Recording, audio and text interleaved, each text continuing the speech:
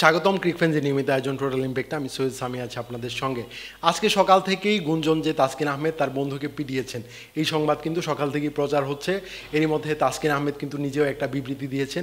এই ঘটনাটা নিয়ে কথা বলার জন্য হাজির হয়েছে আমার সঙ্গে আছে মোহাম্মদ সাদমান। সাদমান, স্বাগতম। ধন্যবাদ। বাংলাদেশের ক্রিকেটে কিন্তু ব্যাট বয় অনেক আছেন, এর মধ্যে তাসকিন আহমেদ কি নতুনভাবে যোগ হচ্ছেন কিনা এটা নিয়ে কিন্তু সারাদিন আলোচনা ছিল। এর আগে মোসাদ্দেক হোসেন, শাহাদাত হোসেন, তাছাড়া নাসির হোসেন, সাব্বির রহমান, তাদের নিয়ে কিন্তু নিয়মিত আলোচনা চলতো যে তাদের এই ব্যাট বয় তকমার কারণে কিন্তু তারা ক্রিকেট থেকে হারিয়ে গিয়েছেন। সেটা কিন্তু তাসকিন আমাদের একজন সুপারস্টার, বর্তমানে হাইয়েস্ট পেইড ক্রিকেটার, তার নামে এরকম এলিগেশনস আসা দেশের ক্রিকেটের জন্য কতটা খারাপ? আসলে আপনি যেটা ঘটনাটা বলছিলেন, আমরা সারাদিন শুনছিলাম, মনে হচ্ছিল কি যে টিপিক্যাল মোহাম্মদপুরে কিছু ঘটনা ঘটে না, যে বন্ধুর সাথে মারামারি মেয়েজনিত কারণে বা হচ্ছে নেশার জাতীয় দ্রব্যের কারণে বা টাকা পয়সা নিয়ে কোনো একটা কারণে মারামারি হয়, সেরকমই একটা বিষয় মনে হচ্ছিল যে মোহাম্মদপুরের একটা ছেলে তার ফ্রেন্ড সার্কেলের সাথে, এটাই বলছি, হ্যাঁ, যে মোহাম্মদপুরের একটা ছেলে তার ফ্রেন্ড সার্কেলের সাথে এরকম একটা গ্যাঞ্জাম হয়েছে। কিন্তু আসল বিষয়টা কিন্তু আসলে অনেকটাই বড় একটা ব্যাপার, কারণ তিনি একটা গ্লোবাল স্টার, বাংলাদেশের যেটা বলছিলেন হাইয়েস্ট পেইড ক্রিকেটার তিনি, বাংলাদেশের 3 ফর্মেটেই তিনি একমাত্র প্লেয়ার যিনি এই 3 ফর্মেটেই খেলছেন। এরকম একটা প্লেয়ারের এগেনস্টে যখন একটা ন্যাশনাল মিডিয়াতে তার বন্ধু, এরকম ছোটোবেলার বন্ধু তাও এরকম একটা এলিগেশন আনেন, সেটা কিন্তু খুব বড় বিষয়। সেটা যখন প্রচার হয়ে যায়, এরপরে তাসকিনকে আসলে প্রথমে কিন্তু অনেকক্ষণ পাওয়া যাচ্ছিল না, আমরা অনেকবার যোগাযোগ করার চেষ্টা করেছি কিন্তু তাসকিনকে পাওয়া যাচ্ছিল না। কিন্তু আস্তে আস্তে তাসকিন মিডিয়ার সাথে কথা বলা শুরু করেন এবং জিনিসটা তিনি ডিনাই করেন। তিনি তার একটা ভার্সন রয়েছে যে তিনি বলছিলেন তাদের বন্ধুদের মধ্যে আসলেই একটা সমস্যা হয়েছিল, যেটার কারণে তিনি মোহাম্মদপুর থানায় যোগাযোগ করেন এই জিনিসটা সলভ করার জন্য। কিন্তু তাসকিনের নামে যে জিডিটা হয় সেটা হয়েছিল মিরপুর থানায়।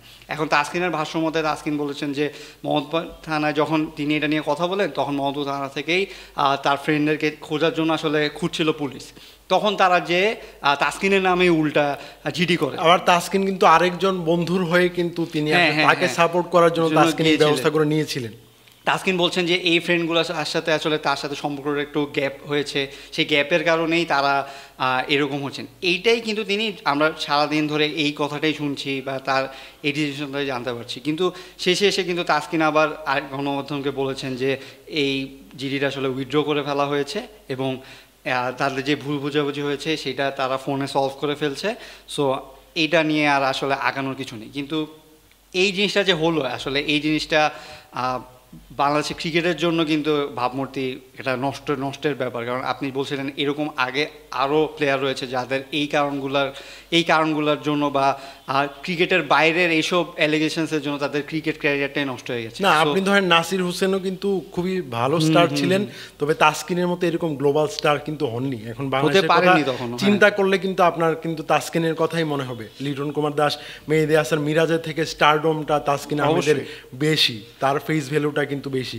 এই কারণেই বলছি যে সেটার গ্লোবালি যে একটা ইম্প্যাক্ট ছিল মোসাদ্দেক হোসেন, নাজির হোসেন বা রুবেল হোসেনের ক্ষেত্রে, সেটা তাসকিন আহমেদের ক্ষেত্রে যদি এরকম এলিগেশনসটা কোনো মতে যদি সত্যি হতো বা যদি হয়, তাহলে এটা কিন্তু ব্যাড একটা ইম্প্যাক্ট পড়বে বাংলাদেশের ক্রিকেটের। না, এইখানে যে বিষয়টা দেখেন যে আপনি হয়তো আপনার পার্সোনাল একটা লাইফ আছে, আপনার সাথে আপনার কারো না কারো ফ্রেন্ডের সমস্যা থাকতেই পারে। আপনি পার্সোনাল লাইফের কথা বলছি কিনা, আমরা তো ন্যাশনাল টিমে 2 বন্ধুর মধ্যে সমস্যা দেখেছি, কত রকমের সমস্যা হয়েছে। সো পার্সোনাল লাইফে আপনার থাকাটাই স্বাভাবিক।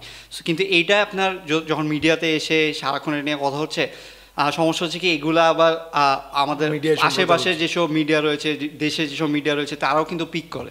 তো তারা যখন পিক করবে, তারা হয়তো আমরা যেটা ইজিলি দেখতে পাচ্ছি বা আমরা ভিতরে যে খবরটা জানছি তারা কিন্তু জানবে না। তারা জানবে শুধু জিডি হয়েছে তার নামে, সে ফ্রেন্ডকে মেরেছে, সে মদ নিয়ে ধরা খেয়েছে বা এরকম এই টাইপের জিনিসগুলোই কিন্তু তারা ছড়াবে, যেটার কারণে বাংলাদেশের এই প্লেয়ারটার উপর ভাবমূর্তি এটা নষ্ট হবে। তবে আমার কাছে এখানে তাসকিন আহমেদের একটা কমিউনিকেশন গ্যাপ আসলে আমার চোখে পড়ছে, যেটা তাসকিন আহমেদের আসলে সংবাদটা প্রচারের পরে তাসকিনকে ফোনে পাওয়া যাচ্ছিল, কোনো মিডিয়া তাকে রিচ করতে পারছিল না। এই ব্যাপারটা মনে হয় যে আরেকটু ব্যাড ইম্প্যাক্ট ফেলেছে, যে একটা ব্যাড নিউজ আসছে সেটা কিন্তু ছড়িয়ে যেতে কিন্তু টাইম নিয়েছেন। আমি সকালে ঘুম থেকে উঠে কিন্তু 10টার দিকে নিউজটা দেখেছি। এটা দেখার পরে তাসকিনকে পাওয়া গেছে সম্ভবত 1টা বা 1:30টার দিকে কোনো একটা মিডিয়া আসলে পাওয়া গেছে, আমাদের সঙ্গেও কথা বলেছেন তাসকিন আসলে ব্যস্ত ছিলেন, তিনি আসলে বাসা শিফটিং করছেন, এই কারণে আসলে ফোন পিক করতে পারছিলেন না। আমার মনে হয় এরকম সিচুয়েশনে একদম ক্লিয়ার কাট একটা মন্তব্য আসলে শুরুতেই দিয়ে দেওয়া দরকার ছিল, বা তাসকিনের সোশ্যাল মিডিয়া হ্যান্ডেলে একটা স্ট্যাটাস কিন্তু দিয়েছেন, এটা যদি আগে ভাগেই দিতেন, নিজের বিষয়টা ক্লিয়ার করতে, আমার মনে হয় যে একটু বেটার হতো পরিস্থিতি। এখানে আরেকটা বিষয় কিন্তু আছে, আমরা কিন্তু বিসিবি থেকেও এটা নিয়ে কমেন্ট শুনেছি। আমরা কিন্তু প্রথম নিউজটাই আসলে করেছি বিসিবির ইফতেখার রহমান মিঠু, তিনি কিন্তু আমাদের মানে মিডিয়াকে জানিয়েছেন যে এই খবরটা তারা দেখেছেন, তারা এখন এটা নিয়ে আলোচনা করবেন, ইনভেস্টিগেশন করবেন, এরপরে জানবেন। কিন্তু তাদের দায়িত্ব আসলে কি ছিল, এই ঘটনাটা দেখার সাথে সাথে তাসকিনের সাথে যোগাযোগ করা, তার সাথে সাথে যোগাযোগ করে লাগলে দুজন একসাথে মিডিয়াতে আসলে কথাটা বলা বা সলভ করা, এর আগে যদি না হয় বা তাদের সময় নেওয়া। এখন আপনি বিষয়টা সারাদিন যে গড়ালো, সারাদিন পরে এসে আমরা এটা আলোচনা করছি, এই জিনিসটা কিন্তু অনেক এখন সোশ্যাল মিডিয়ার যুগে আপনার হাজার হাজার মিম হয়ে গিয়েছে, হাজার হাজার ভাবে এই জিনিসটা ছড়িয়ে গিয়েছে। না আমরা এই শোটা কিন্তু করতাম দুপুরের দিকে, আমরা কিন্তু বারবার কিন্তু শোর টাইমটা পিছিয়েছি যেন একদম লাস্ট মোমেন্টে আসলে কি হয়, স্পেসিফিকলি ঘটনাটার কোন দিকে মোড়টা নেয়, এটার জন্য আমরা কিন্তু ওয়েট করছিলাম। এই শেষ পর্যন্ত আমরা কিন্তু এখন শোটা কিন্তু করছি। হ্যাঁ, সো এই যে বিসিবির সাথে এই প্লেয়ারদের কিন্তু এখানে একটা কমিউনিকেশন গ্যাপ রয়েছে, এই জিনিসটা যদি তিনি আগে তাসকিন, তারা তো তাসকিনেরই প্লেয়ার, তাদের বিসিবিরই প্লেয়ার, সো তারা রিচ করা তো হয়তো সাংবাদিক রিচ করতে পারবে না, কিন্তু বিসিবি কিন্তু পারবে। সো তারা যদি আগে জিনিসটা সকালবেলার ঘটনা, সকালবেলার রিপোর্ট সাথে সাথে আপনি, তখন অনেক মানুষ হয়তো জানে না জিনিসটা, কিন্তু আসলে সাথে সাথে সলভ করে ফেলা যেত। আপনি মিরপুরের থানায় যোগাযোগ করা হয়েছে, মোহাম্মদপুর থানায় যোগাযোগ করা হয়েছে, পুরা আসলে সব জায়গায় আসলে ঘোরা হয়ে গিয়েছে, কিন্তু আপনি চাইলে এটা বিসিবির সাথে তাসকিনের সাথে কথা বলে আসলে কি ঘটনা ঘটেছে সেটা জেনে প্রপার একটা স্টেটমেন্ট যদি প্রথমেই দিয়ে দেওয়া হতো, তাহলে কিন্তু আমার মনে হয় না যে এত সমস্যা হতো। আর বাংলাদেশের ক্রিকেটারদের সঙ্গে বিসিবির দূরত্বটা আসলে বারবার কিন্তু প্রকাশ মনে হয়, সেটা কিন্তু তাসকিন আহমেদের ক্ষেত্রে আরেকটা প্রমাণ হলো। আমরা এর আগে দেখেছিলাম যে নাজমুল হোসেন শান্তকে ক্যাপ্টেন্সি থেকে সরিয়ে দেওয়া হয়েছে, তিনি কবে অবসর নেবেন, অধিনায়কত্বটা ছাড়বেন, এটা আসলে বিসিবিও জানতো না। খুবই আকস্মিক একটা সিদ্ধান্ত, বাংলাদেশ টেস্ট সিরিজটা শেষ করলো, শান্ত জানিয়ে দিলেন ক্যাপ্টেন্সি ছেড়ে দিল, এরকম একটা সিচুয়েশন কিন্তু তাসকিনের এটার ক্ষেত্রেও কিন্তু পরিলক্ষিত কিন্তু হচ্ছে। এই বিষয়টা মানে আপনি একটা অফিসে জব করেন, আপনি যখন আপনার কিছু হলে আপনার অফিসের নামটা আসবেই, সো সেই ক্ষেত্রে আপনার অফিসেরও দায়িত্ব আছে যে আপনার এমপ্লয়কে কীভাবে সেভ করবেন বা কিভাবে তাকে এই জিনিসটা থেকে সাহায্য করবেন, এই জিনিসটা উত্তরানো থেকে। সো আমার মনে হয় যে যদি বিসিবি আরও আগে তাসকিনের সাথে কথা বলতো, এত দূর আসতো না বা এই জিনিসটা এত ছড়াতো না। এখন যেহেতু মোটামুটি সলভ হয়ে গিয়েছে, তারা আসলে ইন্টারনালি কথা বলছে, তাসকিনের ফ্রেন্ডের সাথে কথা বলে জিনিসটা আসলে সলভ। শেষ পর্যন্ত যেই খবরটা পাওয়া গেছে যে জিডিটা হয়েছিল সেটা আসলে উইথড্র করা হয়েছে তাসকিনের ফ্রেন্ডের পক্ষ থেকে। সো তাসকিনের নামে এই এলিগেশনসটা এখন আসলে টিকলো না। আর তাসকিনের ফ্রেন্ডরা তার কাছে অনুতপ্ত যে তারা এই কাজটা হয়তো ইমোশনালি করে ফেলেছেন, কিন্তু আমি কিন্তু আসলে ভিতরের ঘটনাটা একদম আসল যে কি হয়েছে সেটা কিন্তু সাধারণ দর্শকরা জানবে না, তবে আরেকটা হয়তো জানতে পারবো না যে তাদের ভিতরে আসলেই কোনো সমস্যা ছিল বা এরকম কোনো অ্যাসল্টের ব্যাপার রয়েছে কিনা। কিন্তু আপনার যেহেতু সারাদিন পার হয়ে গিয়েছে, তখন কিন্তু অনেক মানুষের মনে সন্দেহ থাকতে পারে যে জিনিসটা হয়তো ধামাচাপাও দেওয়া হতে পারে, বা তার ফ্রেন্ড কিন্তু এরকম বলেছে যে তাকে ঘুমের একটা হুমকি দেওয়া হয়েছে। এখন তাসকিনের এতদিনের যে একটা প্লেয়ার, তার কিন্তু একটা মানে পাওয়ার থাকেই, আপনি একটা এতদিনের একটা সেলিব্রিটি ক্রিকেটার, আপনার অবশ্যই একটা পাওয়ার রয়েছে। সো সেইখানে যখন এরকম কথা আসে, তখন কিন্তু দর্শকরা, সাধারণ মানুষরা হয়তো এটা বিশ্বাস করেও ফেলে যে হ্যাঁ, সে তো পাওয়ার খাটিয়ে পাওয়ার প্র্যাকটিস করতে। তবে এইখান থেকে আরেকটা দৃষ্টিভঙ্গি কিন্তু আছে যে আপনি যখন একজন সেলিব্রিটির একটা ফ্রেন্ড হবেন, তখন আপনারও কিন্তু কিছু একটা দায়িত্ব আছে। আপনি আসলে কোনো একটা ঘটনার কারণে আপনি সরাসরি কিন্তু তার বিরুদ্ধে এলিগেশনসটা আনতে পারবেন না। এরকম আমারও অনেক ফ্রেন্ড আছে যারা আসলে খুবই বড় বড় সেলিব্রিটি, তাদের সঙ্গে অনেক কিছুই ভুল বোঝাবুঝি হয়, অনেক কিছুই কথা কাটাকাটি হয়, কিন্তু এইগুলোর কারণে আমি যে একদম গ্লোবাল মিডিয়ার বলাতে তাদের যে মান সম্মান হানি করবো, এটা আসলে খুব একটা বড় ব্যাপার।